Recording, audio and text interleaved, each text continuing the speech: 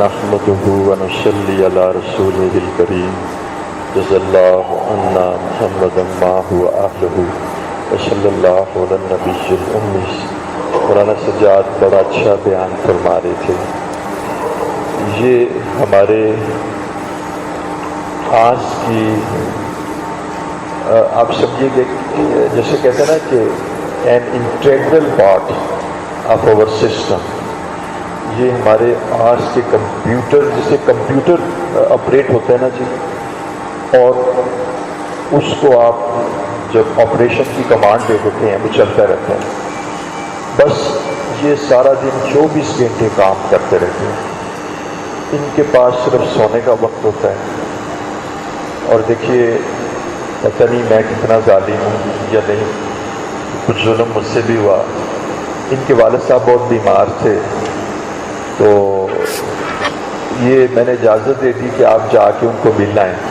جب پتہ لگا کہ بیماری زیادہ ہے، لمبی بیماری ہے، اب ایک آدمی بیڈ ریڈن ہوتا ہے، پتہ نہیں وینٹیلیٹر پہ ہے، کتنی دیر لگے گی، تو کہنے لگے کہ اب میرے لیے کیا حکم ہے۔ میں نے کہا اب آپ آس کو پریفرنس دے دیں اور ان کے لیے جو بھی دعا بھی ہم کریں گے اور بھی جو کچھ کر سکے، لیکن بات یہ ہے کہ آس جو ہے نا ہماری آخرت ہے، اس کے لیے سیکریفائس اور قربانیوں کی ضرورت ہے۔ تو آپ یقین جانیے گا کہ یہ واپس آ گئے اور کام میں مشغول ہو گئے۔ یہ کمپیوٹر کے پرزے کی طرح کام کرتے ہیں، نام بھی کوئی نہیں، شان بھی کوئی نہیں۔ ہمارے کابر کی شان کوئی نہیں ہوتا تھا اور نام بھی کوئی نہیں ہوتا تھا۔ حضرت قاسم نانوتوی رحمۃ اللہ فرماتے ہیں 2 لفظ قاسم نے سیکھ لیے، ورنہ قاسم اپنے آپ کو ایسے مٹاتا کہ خبر بھی کسی کی نہیں۔ ایک جگہ معلوم ہوا کہ ریسیپشن کے لیے ٹرین پہ جا رہے تھے، بڑے لوگ جمع ہیں، قاسم نانوتوی رحمۃ اللہ علیہ، اب حیران ہو کے جب سنیے، کبھی آپ نے بھی سنا اور دیکھا یہ تو بہت سارے بڑا موب ہے جی، ایک بہت بڑا مجمع ہے، جمع غفیر ہے، پہلے اتر گئے۔ اس ٹرین سے پہلے ٹرین سے وہ جو اس اسٹیشن سے پہلے جو اسٹیشن آتا تھا جس کے قریب تھا ادھر اتر گئے، اور اتر کے وہاں پر وہ ٹانگے پہ بیٹھ کے نا تو جس جگہ اپنے بیان کرنا تھا وہاں چلے گئے۔ لوگ وہاں انتظار کرتے رہے اور وہ وہاں اجتماع میں پہنچ چکے تھے۔ تو ہمارے لوگ اپنے آپ کو چھپاتے تھے اور ہم اپنے آپ کو چھاپتے ہیں۔ وہ چھپتے تھے اور ہم چھپتے ہیں۔ تو یہ جو نظام آج کا چل رہا ہے اس کے اندر ایسے بے لوث لوگ ہیں جو مٹے ہوئے ہیں، اب ان کا نام بھی کوئی نہیں۔ اسی طرح آپ حیران ہوں گے کہ میں پتہ نہیں کتنا ظالم ہوں کہ ہمارے سید سردار شاہ صاحب ہیں، تو ان کی سسٹر کی شادی تھی تو چھٹی لے کے چلے گئے، جانا تھا شادی پہ تو سگی بہن۔ اچھا انہوں نے کیا کیا، کچھ دیر کے بعد شادی آگے کر دی، عجیب بات کر دی۔ اچھا اب 13 دن آگے کر دی۔ میں نے کہا واپس آ جائیں، اب آج میں اپنی جان کمائیں، جان لگائیں، اسی کو اوڑھنا بچھونا بنائیں، کل روز قیامت انشاءاللہ اللہ تعالیٰ اس خدمت پر جنت عدن نصیب فرمائیں۔ تو یہ نہیں شامل ہوئے، اب آپ مجھے برا بلا کہیں ظالم کے۔ اس کے بعد ایک ہمارے یہاں خواجہ ندیم ہیں، تو ان کے والد صاحب بیمار ہو گئے، تو وہ بھی آخری سٹیجز پہ تھے۔ اب دیکھیں ٹرمینل سٹیجز پہ بعض کو پتہ نہیں لگتا 15 دن وینٹیلیٹر پہ رہیں گے، کتنے دن میں رہیں گے، تو ہم کیسے چھٹی دے سکتے ہیں؟ تو میں نے کہا اب آپ ایسا کریں کہ دوسرے بھائیوں کو یہ خدمت دے کے تو پھر آپ نا ادھر واپس تشریف لے آئیں اور چھٹی نہیں ملے گی، چھٹی نہیں ہم دیتے۔ مکتب عشق کے انداز نرالے دیکھے، اس کو چھٹی نہ ملی جس نے سبب یاد کیا۔ پھر اطلاع ہوئی کہ وفات پا گئے ہیں۔ اب جنازہ کا وقت بھی انہوں نے وہاں کے بڑے بڑے علماء نے جلدی مقرر کر دیا۔ ہم نے کہا فکر نہ کریں، یہاں سے ٹیکسی لیں اور ٹیکسی جتنے پیسے لیتی ہے آپ وہاں پہنچیں۔ جب وہاں پہنچے تو جنازہ کی صفیں بن رہی تھی، انہوں نے وہاں جنازہ کرا دیا۔ بہرحال دین قربانی سے آتا ہے، اپنے نفس کی مخالفت سے آتا ہے، نفس کی مطابقت جو ہے نا اس سے کچھ حاصل نہیں ہوتا۔ اب یقین جانیے میں نے بڑے بڑے نان مسلم کرسچن جیوز اور ہندوز بدھسٹ لوگوں کی میں نے وہ ریاستیں پڑھی ہیں. ہندو تو آپ کو پتہ بڑی ریاستیں کرتے تھے، آسمان اڑتے تھے، اور اس کی وجہ صرف نفس کی مخالفت تھی، اور اس کو لیکن چونکہ ایمان نہیں تھا. ہندو اڑتے تھے، ہندو جو کہ وہاں میں اڑتے تھے، نفس کی مخالفت کرتے تھے، اس سے ان کو یہ چیز حاصل ہو جاتی تھی. لیکن چونکہ لا الہ الا اللہ نہیں ہے، اللہ اکبر، ریاستیں اتنی لا الہ نہیں، جہنم میں جائیں گے. یہ ہمارا عقیدہ ہے. اللہ اور اس رسول نے ہمیں قرآن سے یہی بات بتائی ہے. اچھا، اب جتنے یہ سائنٹسٹ تھے نا، ان کا مجھے بڑا شوق تھا. یہ آپ نے دیکھا ہوگا میرے منہ سے نکل جاتا ہے. جیسے ہم سیدنا عبدالقادر جیلانی کو تصوف اور طریقت اور اولیاء میں بڑے عظیم سمجھتے ہیں نا، ویسے سائنس کی دنیا میں آئنسٹائن اور نیوٹن کا مقام ہے. یہ آئنسٹائن اور نیوٹن اتنے محنتی تھے اور نفس کی مخالفت کرتے تھے. میں اکثر آپ کو بتاتا ہوں، جو چاند کے اوپر انہوں نے جب لینڈ کیا ہے تو جو ایسٹروناٹ باسٹن کے اندر ریسرچ کر رہے تھے، یقیناً 6 مہینے گھر نہیں جاتے تھے، بیویوں سے نہیں ملتے تھے 6 مہینے. جیسے قیامت یہ بھی اناؤنسمنٹ ہوگی کہ وہ لوگ آئیں، وہ جماعت آئے کہ جن کی پشتیں ان کے بیڈز، ان کے بستروں سے جدا رہتی تھی، وہ اللہ رب العزت کے راستے میں کھڑے رہتے تھے.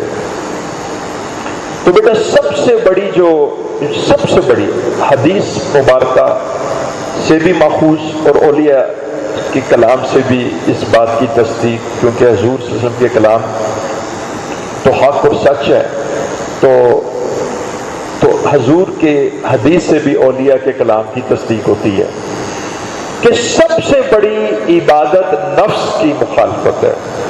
نفس کی مخالفت ہے، سب سے بڑی عبادت نفس کی مخالفت ہے، سب سے بڑی. تو حضور صلی اللہ علیہ وسلم نے یہ ارشاد فرمایا کہ تم گناہوں سے بچ جاؤ، اور گناہوں کی طرف رغبت کس کی ہوتی ہے؟ گناہوں کی طرف میلان کس کا ہوتا ہے؟ نفس کا. اس لیے بعض صوفیہ نے کہا کہ دیکھو، تم دوسروں کو بلا کہتے ہو اور دوسروں سے اناد رکھتے ہو، دوسرے تمہارا اتنا نقصان نہیں پہنچا سکتے. یہ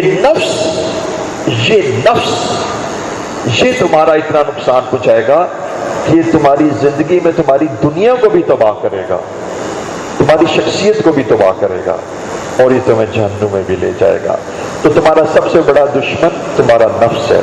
تو پیارے بچوں اس لیے کہتا ہوں، چھوٹے نوجوان زیادہ ہیں تو، اور عزیز اور مکرم دوستوں، بزرگوں، تو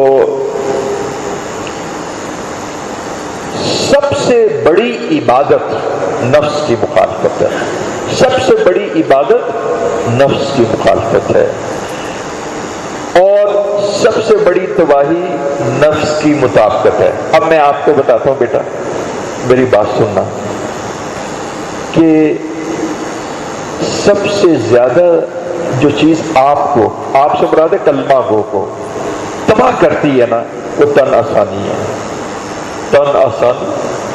دیکھیے، کوئی بھی تم میں ایسا نہیں ہے جو فجر کی نماز پڑھنے کا ارادہ نہ کرے، لیکن تن آسانی اور بستر کی لذت اور سونے کی لذت اور سپلٹ اور ٹھنڈک کی لذت اور نیند کی لذت اور جوانی کی نیند کی لذت، تو یہ لذات کہ جس کا ماخذ انسان کا نفس ہے، اس کو اٹھنے نہیں دیتا. اعضاء بھی درست، جسم بھی درست، پٹھے بھی درست، دل بھی درست، دماغ بھی درست، فجر میں اٹھا نہیں جاتا. رات کو زبردست کرکٹ کے میچ میں یعنی زبردست پلے کر رہے ہیں، سوئمنگ کر رہے ہیں، اور صبح فجر میں اٹھا نہیں جاتا. یہ کیا چیز ہے؟ اعضاء کمزور ہیں؟ نہیں، تن آسانی کی عادت ہے. اس اعتکاف میں اس تن آسانی کی عادت کو توڑا جاتا ہے، اپنے بستروں کو چھوڑا جاتا ہے. اب یقین جانیے، میں نے یہ جو نظم قائم کیا، بڑی ہی میں نے اس کے اوپر غور و فکر کیا. اصل میں آپ ایک چھوٹی سی بات بتاتا ہوں کہ مجھے نا بڑا ہی صدمہ پہنچا. ایک میری زندگی میں بڑا ہی صدمہ تھا. ایک میں ان دنوں تبلیغی جماعت میں نکلا تو میں امیر تھا، تو میرے ساتھ ینگسٹرز تھے 20 کے قریب. تو صاحب یقین جانو کہ وہ مجھے بڑا ہی اس کا صدمہ ہے وہ لڑکا بڑا اچھا تھا. اچھا اب ہوتا یہ کہ جس وقت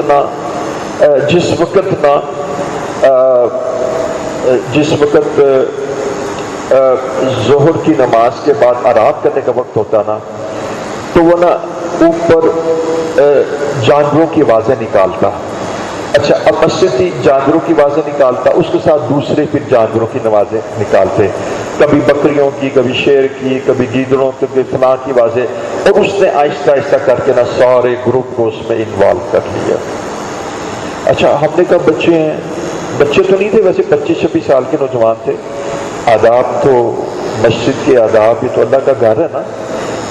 تو بیٹا وہ شراب پینا ہوٹل میں اور شراب پینا مسجد میں، تو شراب تو شراب ہی ہے، لیکن مسجد میں شراب پینا تم جانتے ہو کہ جس جگہ سجدہ کیا جاتا ہے، جو اللہ کا گھر ہے، جہاں بیت اللہ شریف کی انوارات پڑھ رہے ہیں. اچھا میں نے پیار محبت سے، میں نے کچھ نہ کیا، پیار محبت سے 40 چلت ہے جس میں، پیار محبت سے میں نے ان کو سمجھایا، وہ نہ سمجھے. اس کے بعد میں نے سوچا کہ دوسرے لڑکوں کو اس سے توڑوں. تو میں نے دوسرے لڑکوں کو بلا کے بتایا، میں نے کہا بیٹا اس سے بڑی محرومی ہوتی ہے. دیکھو میرا کیا ہے، تم یہ کام کرو گے تو کس کا نقصان، تمہاری اپنی آخرت خراب ہوگی، کیونکہ یہ بے ادبی ہے.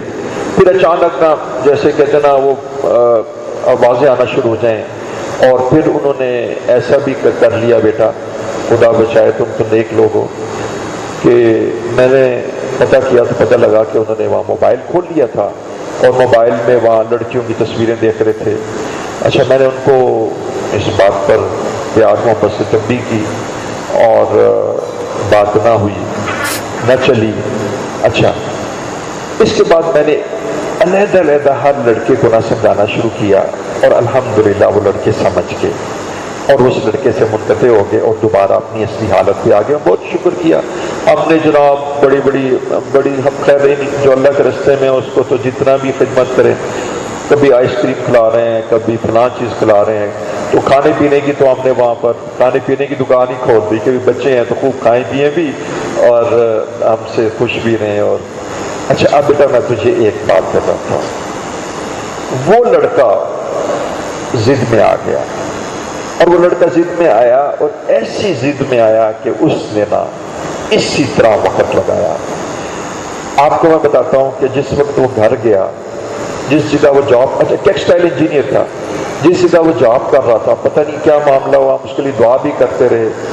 لیکن بے ادبی کی ایک لمٹ کراس کرنے کے بعد نا، آپ دیکھیں گناہگار تو معاف ہوتا ہے، زناکار شرابی معاف ہوتا ہے، لیکن بے ادب، یہ ادب جو بے ادبی جو ہے نا، یہ امیر کی نہیں تھی، یہ تبلیغ جماعت کی نہیں تھی، یہ اللہ کے گھر کی تھی. وہ برداشت نہ ہوئی. پھر میں آپ کو بتاتا ہوں کہ اس کا سارا معاش خراب ہوا. اس کے بعد میں آپ کو بتاتا ہوں کہ اتنی سویر بیماری میں مبتلا ہوا کہ جب وہ میرے پاس آیا تو میں رو رہا تھا اس کو دیکھ کے. تو اس نے کہا کہ میں آپ کو بتاتا ہوں کہ جس وقت سے میں جماعت سے واپس آیا، اس بات کو 4 سال گزر چکے. ان 4 سالوں میں میں بیمار ہوں، کوئی ڈاکٹر میرا علاج نہیں کرتا، اور وہ مجھے کہہ دیتے ہیں کوئی فلاں ہے، یہ ہے، اور سویر بیماری ہے، چل نہیں سکتا تھا. اور دوسرا ہے کہ میں کام کرنے کے بھی اہل نہیں. اور کہتے ہیں کہ میرے قلب میں بات پھنسی ہوئی ہے کہ وہ جو بے ادبی میں نے کی تھی، میں نے کہا بیٹا تم صحیح کہتے ہو، بات وہی ہے، لیکن اللہ کی رحمت کا دروازہ بھی تو کھلا ہے. تم 1,00,000 دفعہ بیٹھ کے پڑھو ربی انی ظلمت نفسی فاغفر لی، اللہ میں نے اپنی جان پہ بڑا ظلم کیا. میں نے کہا اللہ کریم ہے بیٹا، نبئ عبادی انی انا الغفور الرحیم، میرے بندوں کو بتا دیجیے انی، میرے بارے میں. کیسی عجیب بات ہے، کیسی عجیب بات ہے. کوئی حاکم سے کوئی آدمی ڈر رہا ہو تو اس کو کہتے اس کو بتا دو، نہیں میں تمہارے بارے میں بڑی اچھی رائے رکھتا ہوں، تمہارا کام کرنے کو، تم ڈرو نہیں.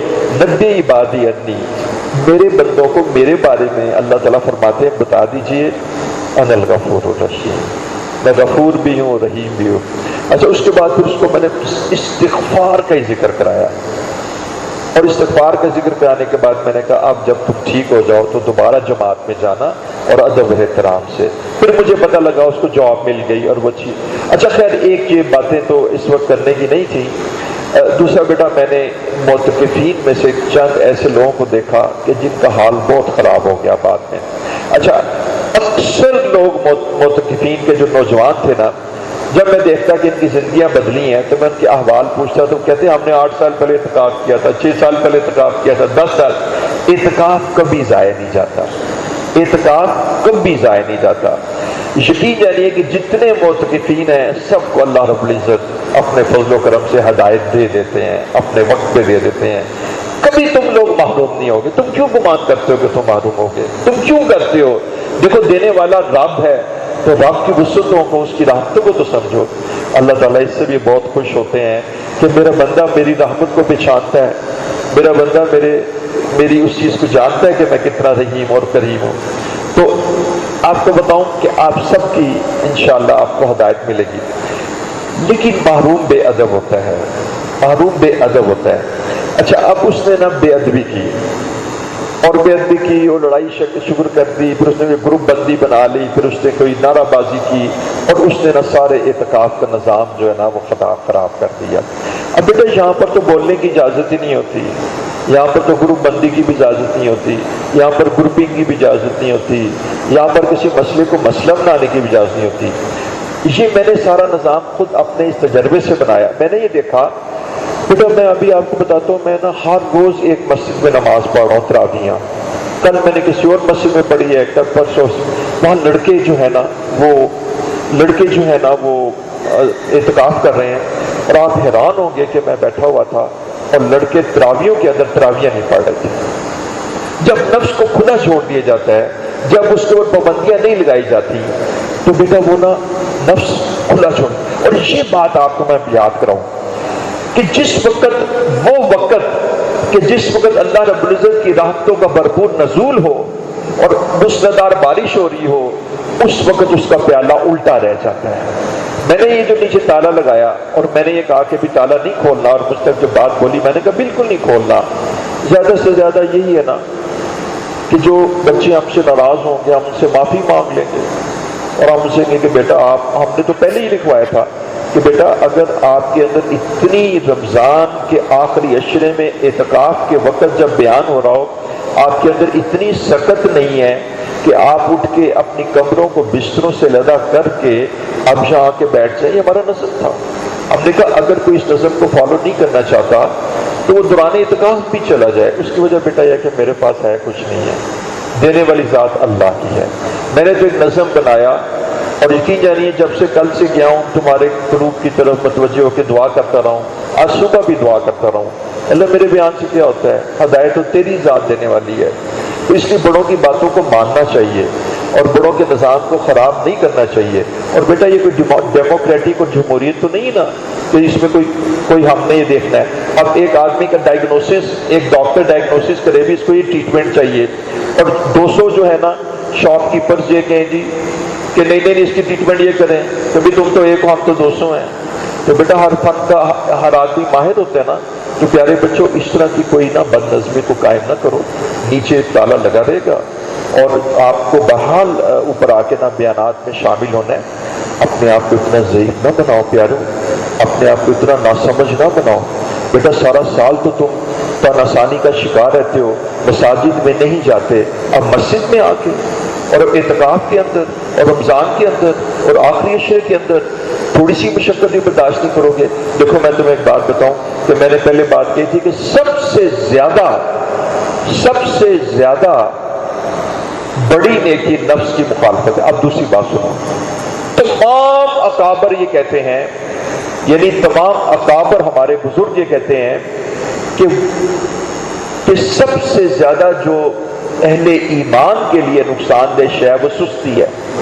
سستی آپ میں سے کوئی بھی نہیں ہے کہ جو کسی عمل کا انکار کرے۔ ممکن ہی نہیں ہے کہ رسول اللہ صلی اللہ علیہ وسلم کسی عمل کی فضیلت بیان کریں اور آپ اس کا انکار کریں۔ وہ عمل میں کیوں نہیں آتی؟ سستی ہے۔ نفس کی مخالفت کرنی پڑتی ہے۔ بیٹا جب تم ایک عمل کرتے ہو نا اعمال صالح تو تمہیں نفس کی ریزسٹنس کو اوور کم کرنا پڑتا ہے، ٹھیک ہے نا؟ آپ کو نفس کی مزاحمت کو اوور کم کرنا پڑتا ہے۔ دیکھیں نا بیٹا کیا کیا ہے اس وقت کہ دیکھیے ابھی اتنی شدید پیاس، پتہ نہیں مجھے زیادہ آپ کو کام ہے کہ اس کو کیا ہے، اب بیٹا اس پیاس کو ہم رجسٹ کر رہے ہیں، اس کو دل تو چاہتا ہے کہ ایک دم ٹھنڈا گلاس پانی کا منہ میں آ جائے، تو یقین جانیے وہاں مکہ مدینہ اور مدینہ منورہ میں ایسا حال ہو جاتا تھا کہ میرا منہ جھوٹ جاتا تھا اوپر نا، اور زبان خوش ہو جاتی تھی۔ اس وقت مجھے وہ حدیث کی سمجھ میں آتی تھی کہ حضور صلی اللہ علیہ وسلم کی ایک حدیث ہے، اللہم انی اسألک حبک، اے اللہ میں تجھ سے تیری محبت چاہتا ہوں، وحب من یحبک، اور اللہ تعالیٰ جس سے تو محبت چاہتا ہے میں اس کی محبت چاہتا ہوں، والعمل الذی یبلغنی حبک، اللہ رب العزت مجھے اس عمل کی توفیق عطا فرما دے جو تیری محبت تک پہنچا دے۔ بیٹا یہ تمہارا جو اعتکاف ہے نا یہ ایک عمل ہے، تم یہ کو اللہ ہمیں ایسا اعتکاف نصیب فرما دے جو تیری محبت تک پہنچا دے۔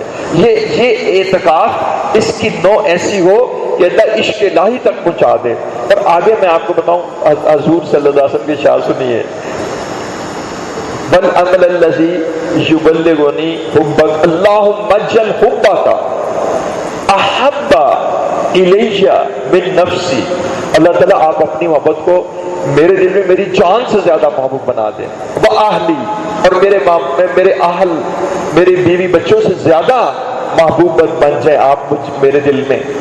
اور آگے آتا ہے جی وَمِنَ الْمَاءِ الْبَارِدِ، ارے اللہ تعالیٰ یہ جو ٹھنڈا پانی ہے نا یہ ٹھنڈے پانی کی محبت سے زیادہ تو میرے دل میں مرغوب بن جا۔ اور میں سوچتا تھا یار ٹھنڈا پانی کیا ہوتا ہے، تو پھر پتہ لگا کہ وہاں پر تمازت میں جس وقت روزہ رکھتے تھے اور ریت کے اوپر اونٹوں پہ چلتے تھے اور پسینے کی گرمی سے شرابور ہو کر جس وقت گرمی کی تمازت لگتی تھی تو اس وقت سب سے زیادہ محبوب ترین شے کیا ہوتی تھی؟ ٹھنڈا پانی۔ تو ٹھنڈے اس وقت جو ٹھنڈا پانی جتنا محبوب ہے تو ٹھنڈے پانی کی محبت سے بھی زیادہ اللہ تو اپنی محبت کو میرے قلب میں محبوب بنا لے، یہ رسول اللہ صلی اللہ علیہ وسلم دعا فرماتے تھے۔ تو میں آپ کی خدمت عرض کرتا ہوں کہ دیکھیں ہم رجسٹ کر رہے ہیں روٹی کو بھی پانی کو بھی، ہاں، اور ایسے تھا کہ وہ بعض جوانوں کی نئی نئی شادی ہو جاتی ہے تو ان کے لیے تو بہت ہی مشکل ہو جاتی ہے، بہرحال وہ ساری ریزسٹنس ہے تین چیزوں سے، کھانے پینے سے اور بیوی اور خاوند کے جو تعلقات سے جو جائز چیزیں ہیں ان سے انقطاع ہے نا، ان سے روکا گیا نا۔ یعنی ہمیں رمضان میں یہ میسج مل رہا ہے کہ دیکھو اللہ جل شانہ رمضان میں تم کو جائز چیزوں سے حلال چیزوں سے روکتے ہیں، کھانا بھی حلال ہے اور میاں بیوی کے تعلقات بھی حلال ہیں۔ تو جب اللہ تعالیٰ بقیہ سال تمہیں حرام اشیاء سے روکیں گے تو یہاں تمہاری پریکٹس کروائی جا رہی ہے کہ تمہیں جائز چیزوں سے روکا جا رہا ہے تو تم حلال سے رک ہی جاؤ گے۔ تصوف اور طریقت میں جو مجاہدہ کرایا جاتا تھا نا وہ حرام سے نہیں کرایا جاتا تھا، وہ لذات دنیا سے کرایا جاتا تھا، اور یہ لذات دنیا وہ ہوتی تھی جو جائز ہوتی تھی تاکہ نفس کے اندر اتنی قوت برداشت اور ٹالرنس پیدا ہو جائے کہ وہ حلال لذات کے جو اللہ نے حلال قرار دے دی ہیں یہ اس کو بھی چھوڑ دے۔ تو صوفیہ مشائخ ان حلال لذات کو بھی چھوڑ دیتے تھے، اور اس چھوڑنے کا صرف یہ مقصد تھا کہ جب ہم حلال لذات کو چھوڑ دیں گے تو حرام کے تو قریب آنے کی گنجائش نہیں ہوگی، ہمارا نفس اس کی طرف راغب بھی نہیں ہوگا۔ اس لیے فرمایا وَقَرَّ إِلَيْنَا الْكُفْرَ، اے اللہ ہمیں کفر سے کراہت دے، وَالْفَسُوقَ اور فسق سے کراہت دے، وَالْعِصْیَانَ اور گناہوں سے کراہت دے۔ اچھا کراہت کا کیا مطلب ہوتا ہے؟ میں آپ کو مثال دیتا ہوں۔ وہ کھانا تھا تو اس کے اندر نا کسی نے کہا کہ وہ نا بڑا لذیذ کھانا تھا، اسے کہا نہ کھانا، دیگ کے اندر نا کاکروچ گر گیا تھا۔ تو اللہ کی شان شکر ہے، یہ بھی بڑی مہربانی ہے، انہوں نے بتا دیا کہ کاکروچ گر گیا تھا۔ میں نے کہا بڑے ہی آنسٹ ہیں تو اب یقین جانیے گا کھانے کے اندر اس کی ٹیسٹ میں کوئی بھی ذرا سی بھی تبدیلی نہیں آئی تھی، کاکروچ گر گیا، نکال دیا۔ اچھا اب جو اس سے کراہت پیدا ہوئی نا، اب وہ کھانا جب سامنے آیا، حالانکہ اس کے اندر کاکروچ تو نہیں تھا، وہ تو دیگ میں گرا تھا، وہ نکال کے باہر کر دیا، لیکن دیکھیں اس سے کراہت پیدا ہوئی این بھوک کے وقت کہ جب ان لوگوں نے معاملہ کیا تھا، ان کی کوئی پتہ نہیں کوئی ولیمہ تھا کیا تھا، جس وقت کھانا سامنے آیا تو کھانا بھی خوش نما، لیکن کراہت اس کراہت سے رغبت ختم ہو گئی، اس کو چھوڑنا آسان ہو گیا، भूख को तर्क करना, भूख बर्दाश्त करनी आसान होगी। तो जिस वक्त आदमी को गुनाहों से कराहत हो जाती है ना, उस वक्त गुनाह जो है ना छोड़ने आसान हो जाते हैं। तो हलाल चीज को छोड़ देते हैं, रमजान में हलाल चीज को छोड़ते हैं, यहां तक कि हम हराम को भी छोड़ना आसान हो जाए। तो प्यारे बच्चों, ये जो है ना नफ्स, ये नफ्स जो है ना तन आसानी चाहता है, ये मीठी मीठी से चाहता है। तो अब भी मुजाहिदा नहीं करोगे और थोड़ा सा भी नहीं करोगे और छोटी छोटी बातों को मसला बना लोगे, कभी भी ग्रुपबंदी नहीं करनी चाहिए। इस तरह तो बेटा ये तो इत्काफ है, यहाँ तो दुनिया की बात करनी नहीं है।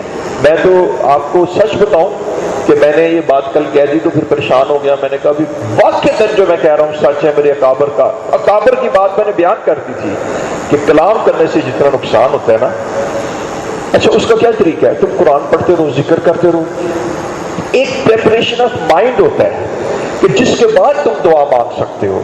बेटा एक क्रिकेट ग्राउंड की पिच प्रिपेयर की जाती है, उस पर क्रिकेट की जाती है। हम एक पिच प्रिपेयर करते हैं इस इत्काफ में मुतकिफ के लिए कि उसके लिए ना फिसलना, दुआओं की तरफ फिसलना, अल्लाह की तरफ रुजू करना, अल्लाह की तरफ अपनी तवज्जो को मरकूज करना आसान हो जाए। प्यारे बच्चों, मैं तुम्हें एक बात बताता हूँ, मैं सबसे ज्यादा मुसीबत उस शख्स को समझता हूँ, मैं सबसे ज्यादा मुसीबत ज़दा उस शख्स को समझता हूँ कि जो दुआ ना मांग सके, अल्लाह से दुआ ना मांग सके। और बेटा हिंदू भी मांग लेते हैं, ईसाई भी मांग लेते हैं, एक्ट्रेसें भी मांग लेती हैं, गुलकाराएं भी मांग लेती हैं, ख्वाहिशा औरतें भी मांग लेती हैं, दुआ ही नहीं कोई अल्लाह से मांग। बेटा ये इंटेंसिव केयर यूनिट का केस होता है और ये 4th स्टेज का कैंसर है कि आदमी दुआ ही ना मांग सके। तो मेरा मतलब है, ये प्यारे बच्चों, मैं तुम्हें इसलिए कह रहा हूं कि तुम दुआ मांगो, तो दुआ मांगते रहो।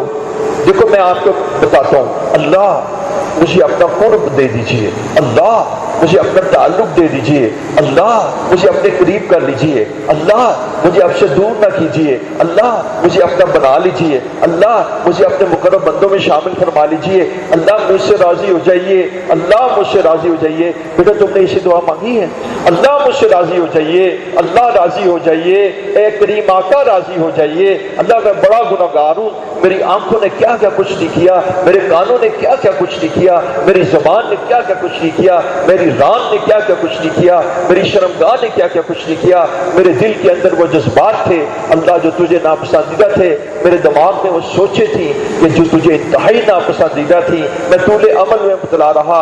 अल्लाह मैं दुनिया के पीछे फिरता रहा, मैंने तुझे कभी याद ही नहीं किया, मैंने कभी सोचा ही नहीं कि तेरी इताअत करनी है, तेरी मंशा के मुताबिक चलना है, तेरी नाफरमानी नहीं करनी। अल्लाह मैं हमाकतों के अंदर, जहालतों के अंदर मुबतला रहा। ए करीम तू मुझे माफ फरमा दे, ए अल्लाह तू मुझे माफ फरमा दे। और बेटा सुनो, 100 दफा कहो ए अल्लाह तू मुझे माफ कर दे। तुम्हारे पास वक्त खाली क्यों है? ए अल्लाह तुझे माफ कर दे। बेटा हजूर सल्लल्लाहु अलैहि वसल्लम जब आखिरी अशर आता था तो अपनी कमर कस लेते थे। बेटा तुम इतने ज़ईफ और कमजोर कैसे बन गए कि तुम यानी एक जगह पर लेटने का इरादा करते हो और वहां से उठने का इरादा नहीं करते? तुम तन आसानी में क्यों मुब्तला होते हो?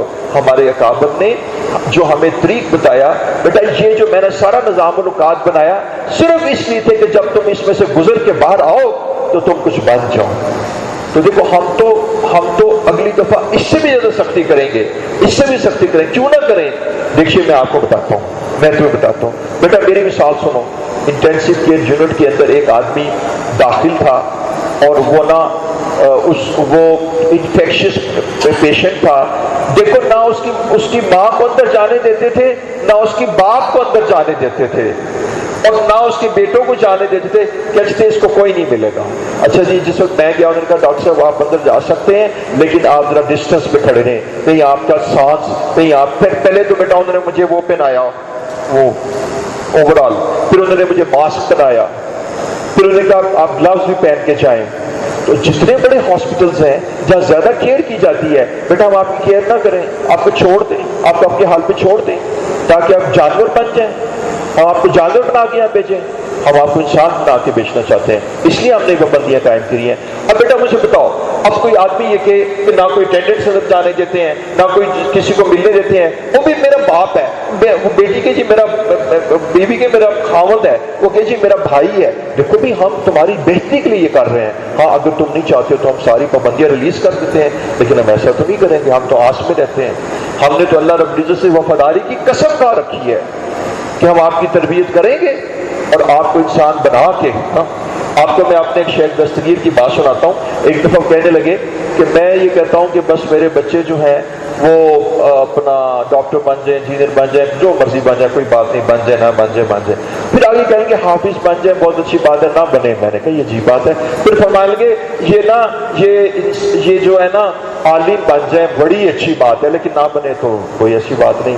میں نے کہا پتہ نہیں کیا کہنا چاہتے ہیں.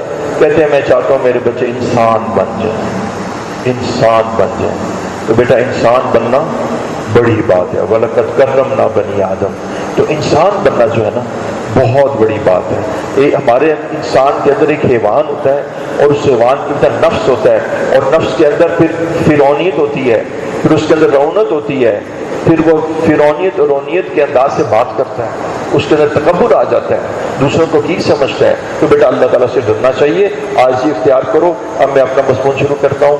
اللہ جل شانہ فرما رہے ہیں, پیارے بچوں, میرا پہلا تو مضمون میں نے عام جنرل رمضان اور اس کے بارے میں تھا. بس اس کے بارے میں بیٹا میں پہلے جو میں نے بیان کیا تھا صرف اتنی بات کہتا ہوں کہ یہ نا حدیث میں آتا ہے کہ اگر تمہیں پتہ لگ جائے کہ رمضان کیا ہے تو تم سارا سال رمضان کی امید رکھو, تم چاہو کہ سارا سال رمضان ہو جائے. اور دیکھو بیٹا, ایک روزہ جو رمضان کا جان بوجھ کر چھوڑ دیا جائے, اگر اس کے عوض میں ساری عمر کے روزے رکھو گے تو اس کا بدل نہیں ہو سکتا. اور تیسرا بیٹا, سید مجد الثانی یہ فرما رہے ہیں کہ پورے سال جو اللہ تعالیٰ کی رحمتوں کا اور برکات کا نزول ہوتا ہے وہ رمضان کی ایک ساتھ میں جو نزول ہوتا ہے اس سے زیادہ ہوتا ہے. رمضان کی ایک سال میں برکات اور رحمت کا جو نزول ہو رہا ہے اور اللہ تعالیٰ کی مغفرت کا, دعاؤں کی قبولیت کا ایک ساتھ میں, ایک ساتھ 20 منٹس کو کہتے ہیں رفلی, پورے سال سے زیادہ ہوتا ہے. تو میں عرض کرنا چاہتا ہوں, ایک تو اس کو نہ چھوڑو نا. کل میرے پاس نا رات 12 بجے میں یہاں سے گیا, پھر ایک جگہ اور جا گیا, وہاں تھوڑی سی بات چیت کی, اس کے بعد پھر میں گھر آیا تو 12:30 بج گیا. مجھے نوک آئی اندر گھر میں, کوئی ساتھی آیا. میں نے کہا کون؟ اس نے کہا جی میں فاروق. میں نے کہا اچھا بہت اچھا. اور میں نے کہا پھر تو اور ساتھ کون ہے؟ اس نے کہا 3-4 ساتھی اس طرح بنائے. اچھا میں نے کہا تم اچھی جگہ پہ آئے ہو, اچھے وقت پہ آئے, تو میرے کیفیت دعا کی ہے. میرے اندر نا اس وقت دعا کی کیفیت ایک جیسے ایک چشمہ نہیں پھوٹ رہا تھا دعا کا, کیونکہ 23ویں رات ہے. اور میں نے کہا دیکھو میں تمہیں بیٹا بات بتاتا ہوں, تم بس دعا کرا کے چلے جاؤ. وجہ کیا کہ میں نے اور بھی دعائیں کرنی ہے بڑوں کے لیے, اب تو یہ تو نہیں کہ تمہارے لیے کروں گا. اچھا اب یقین جانیے کہ میں نے کہا دیکھو اللہ کے فضل سے عرض کرتا ہوں کہ دعا میری قبول ہوگی. میں نے کہا دعا کی اور 10-12 منٹ میں نے کہا دعا قبول ہوگی. آپ کیوں مجھے, میں آپ سے مذاق کرتا ہوں یا میں کو بہت استغفر اللہ, میں تو دنیا میں اپنے آپ کو سب سے زیادہ حقیر سمجھتا ہوں. بیٹا تم اللہ کی رحمت کو جانتے نہیں, تم پہچانتے نہیں ہو. تم حاتم تائی کے پاس آئے تھے اور تم نے کہا 2 روپے دے دو, اور سوچا کہ یار پتہ نہیں بےزتی ہو جائے گی, دے گا نہیں دے گا. تمہارے یہ حال کیا. جیسے عرفات کے میدان میں کہا جاتا ہے, حدیث مبارک حضرت شیخ الحدیث لکھتے ہیں کہ اس نے اپنے گناہوں سے مغفرت چاہی اور پھر یہ خیال کیا کہ میرے اللہ نے مجھے معاف نہیں کیا تو وہ گناہگار ہے. رب عبادی انی انا الغفور الرحیم. تم اللہ تعالیٰ کی صفت غفاریت کا بھی انکار کرتے ہو, اور صفت رحیم اور کریمی کا بھی انکار کرتے ہو, اور صفت ودود کا بھی انکار کرتے ہو. پتہ نہیں کتنی الگ الگ صفت رحمان, ان کا انکار کرتے ہو جب تم یہ کہتے ہو کہ اللہ تعالیٰ معاف نہیں کریں گے. آپ کو پتہ خودکشی کیوں حرام ہے؟ آپ کو معلوم ہے خودکشی کیوں حرام ہے؟ خودکشی حرام کی اصل وجہ ہے کہ خودکشی اللہ رب العزت کی صفت رحیم اور صفت رحمان کا انکار ہے. یہ مایوسی ہے. مایوسی کس سے؟ رحمان سے اور رحیم سے اور غفار سے اور غفور سے. تو خودکشی اس کی حرام ہے کہ تم اللہ سے نا امید ہو گئے تھے, اللہ کی رحمت سے. اللہ کی رحمت سے نا امید نہیں ہونا چاہیے.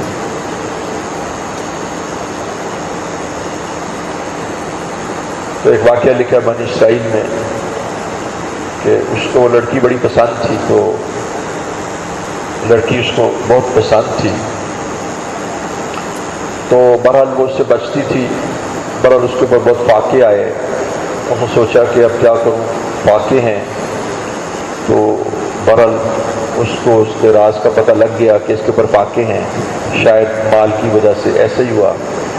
جب قربت ہوئی تو اس لڑکی نے کہا کہ بات یہ ہے کہ میں تم سے بہت محبت رکھتی ہوں، لیکن تم سے زیادہ اللہ سے محبت رکھتی ہوں۔ اور اس نے کہا میں تم سے بہت محبت رکھتی ہوں لیکن میں اللہ سے ڈرتی ہوں۔ اس لڑکے کے اوپر اس کی اس خشیت کا اتنا اثر ہوا، اس نے کہا تم اللہ سے محبت کرتی ہو، اللہ سے ڈرتی ہو، میں تم سے زیادہ اللہ سے محبت رکھتا ہوں اور اللہ سے ڈرتا ہوں۔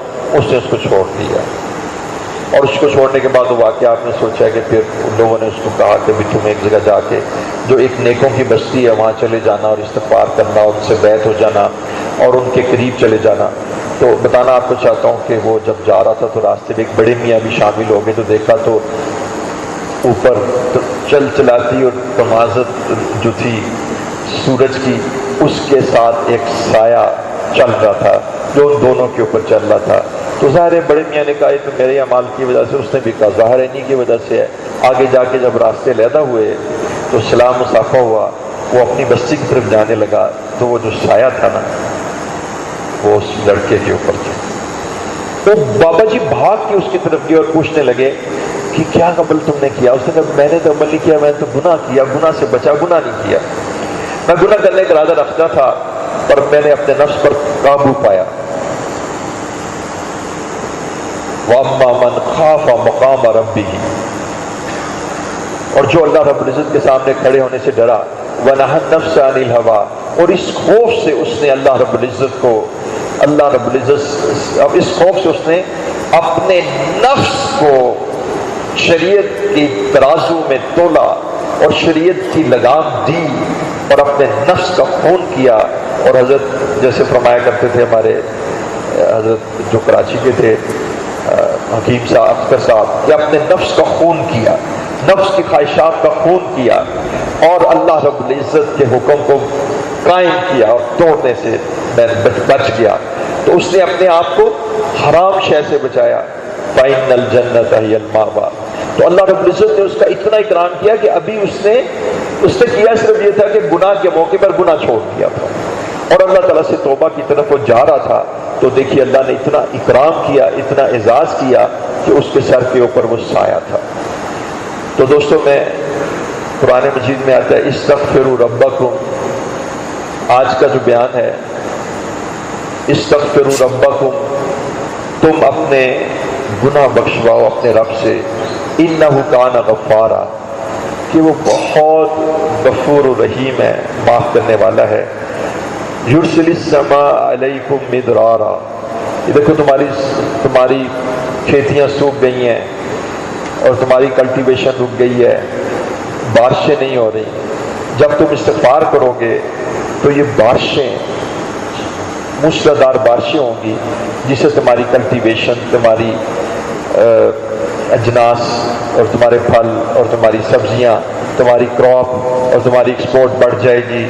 وَيُمْدِدْكُمْ بِأَمْوَالٍ، دیکھیں کتنا واضح ہے، یمدد تو آپ بھی سمجھتے ہیں اللہ امداد کرے گے تمہاری مال سے بھی، اموال، اور اللہ تعالیٰ مال سے بھی مال دیں گے تمہیں، جب تم استغفار کرو گے تو تم مال دو گے۔ اکثر لوگ جو ان امپلائمنٹ ہوتی ہے نا، میں ان کو کہتا ہوں تم استغفار کرو، ربی انی ظلمت نفسی فاغفر لی، ان کو جاب مل جاتی ہے، ان کو سمجھ نہیں آتی۔ میں ایک آدمی کو میں نے 70,000 دفعہ کہا، ایک آدمی کو 1,00,000 دفعہ کہا، میں نے کہا یہ پڑھو، یہ تمہارے گناہ ہیں، تمہارا رزق جو ہے نا کسی شخص نے بند نہیں کیا ہوا۔ جب میں نے کہا میرے اللہ تو میرا حال دیکھ، ندا آئی میرے بندے تو بھی اپنا نامہ مال دیکھ، یمددکم باموال، وہ تمہارے مال سے مدد کرے گا، وہ بنین، بیٹوں سے، یا بیٹوں سے مراد پتہ کیا ہے، تمہیں قوی کرے گا۔ بیٹوں کی وجہ سے آدمی اپنے آپ کو ذرا اسٹرینتھ فیل کرتا ہے نا، اپنا جتھا اسٹرانگ فیل کرتا ہے، تو تمہیں وَيَجْعَلْ لَكُمْ جَنَّاتٍ، اور تمہارے لیے باغات، اس زمانے میں تو دیکھیں باغات ایک بہت بڑی تجارت اور ٹریڈ کا ذریعہ تھا، تو باغات کہہ دیا۔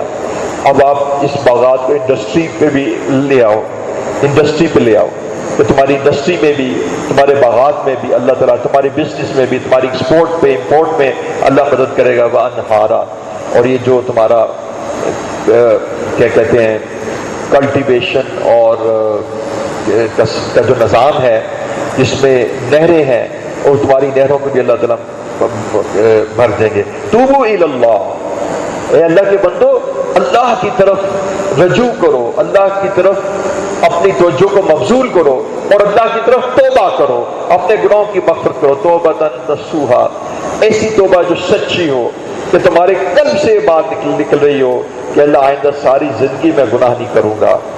ایھا المؤمنون، آپ لوگوں کو کہا جا رہا ہے ایھا المؤمنون، اے مومنو تم توبہ کرو، لعلکم تفلحون، تاکہ تم فلاح پا جاؤ۔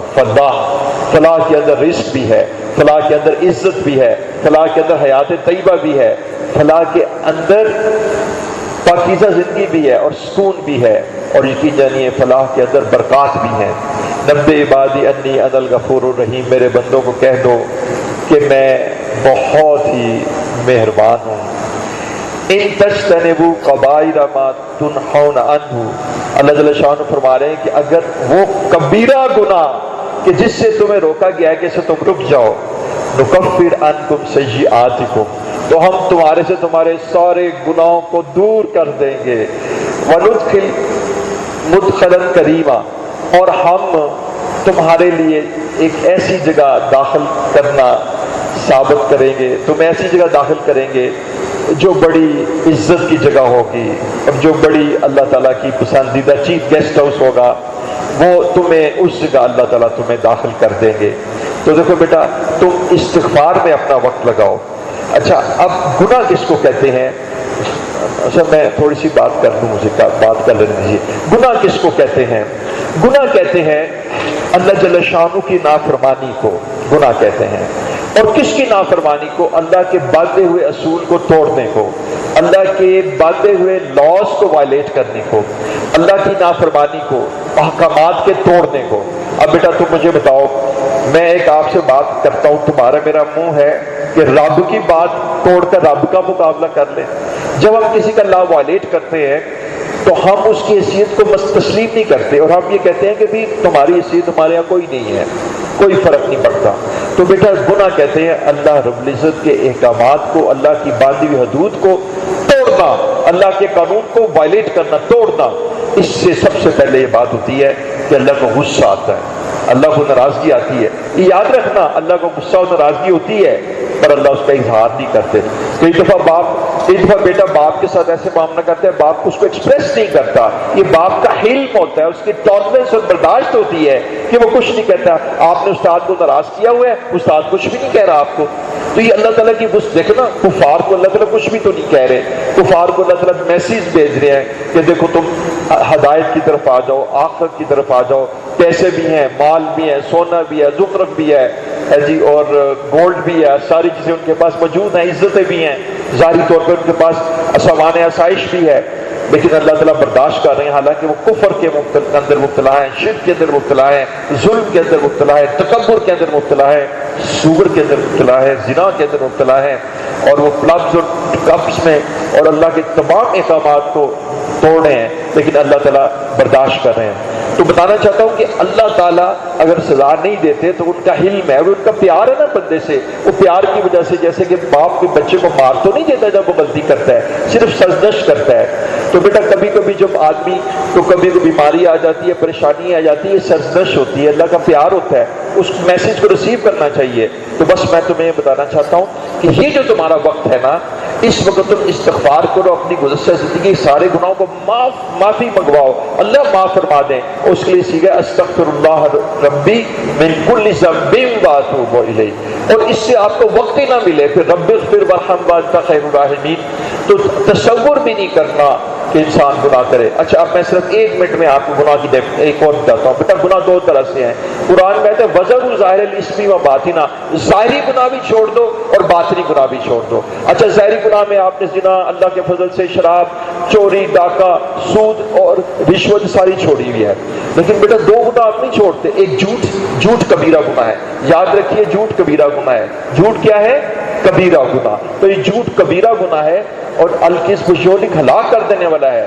اور جو آدمی جھوٹ سے نہیں بچتا تو پھر وہ تمام گناہوں میں مبتلا ہو جاتا ہے. اور دوسرا گناہ جو ہم ظاہر میں نہیں چھوڑتے، جو نیک سال ہی نہیں چھوڑتے ہے جی، وہ غیبت ہے. غیبت کرنا، الغیبت اشد من الزنا، اور غیبت کرنا مسلمان بھائی کے مردار گوشت کھانے کے مترادف ہے.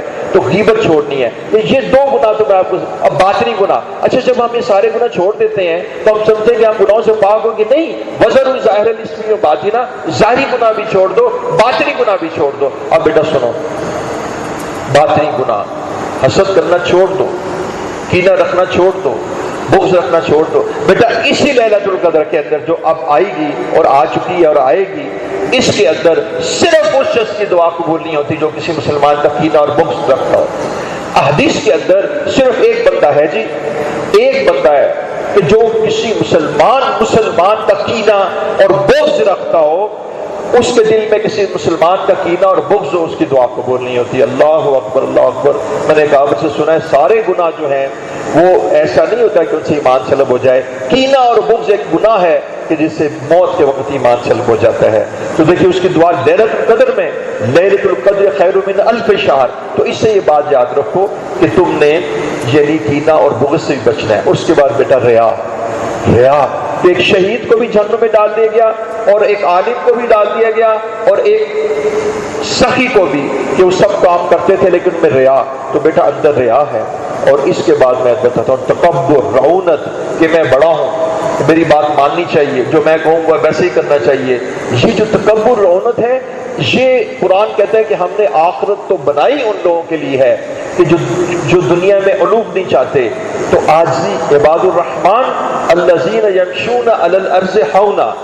اب عباد الرحمن کون ہے؟ کہ جو ابدیت کے ساتھ چلتے ہیں، جو عاجزی کے ساتھ چلتے ہیں، جن کے اندر تکبر اور رعونت نہیں ہے، جو اپنے بات منوانے کا ذوق نہیں رکھتے اور اپنے آپ کو بڑا نہیں سمجھتے، جن کے کلام کے اندر تحکمانہ انداز نہیں ہوتا، جن کے کلام میں آرڈر نہیں ہوتا. ہم بعض وقت بولتے ہیں تو ہمارے کلام میں آرڈر ہوتا ہے، تحکمانہ انداز ہوتا ہے.